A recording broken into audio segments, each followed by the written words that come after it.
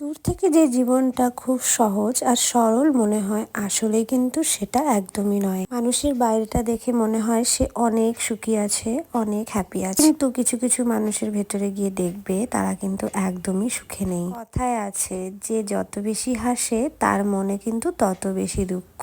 Good morning সবাইকে। আমি সকাল সকাল ফ্রেশ হয়ে চলে এসেছি, একটু রেডিও হয়ে নিয়েছি। এখানে দেখো আমি একটু জুস খাচ্ছিলাম।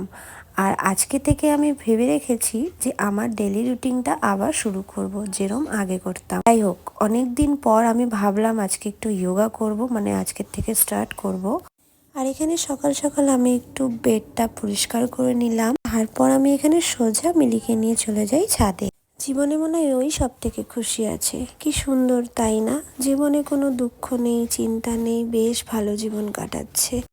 আর দেখতে দেখতে কিন্তু গরমও পড়ে গেছে, বেশ রোদ উঠে পড়েছে। রোদ্রে আমার ভীষণ মাথা ব্যথা করে। এখন তো আর সকাল সকাল ছাদে আসাই যাবে না, কারণ রোদ আমার একদম পছন্দ না। আমি ওপরের ঘরে যোগাটা করি, আর এসে দেখলাম এখানে খুব সুন্দর ফুল ফুটে রয়েছে। কত সুন্দর তাই না? কি ভালো লাগছে দেখতে। আর এখানে দেখো আম গাছে কত মুকুল এসছে। গরমের তো আর বেশি দিন বাকি। যাই হোক, সকাল সকাল যোগা করতে কিন্তু বেশ ভালো লাগে। আমি তাই জন্য রুমে ঢুকে তাড়াতাড়ি করে ম্যাটটা পেতে নিয়ে যোগা করছিলাম।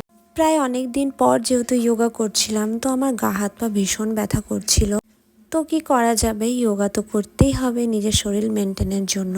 তারপর যোগা কমপ্লিট করে আমি নিচে আসলাম। আর এখানে দোতলার ঘরে আমাদের দেখো কাজ হচ্ছিল।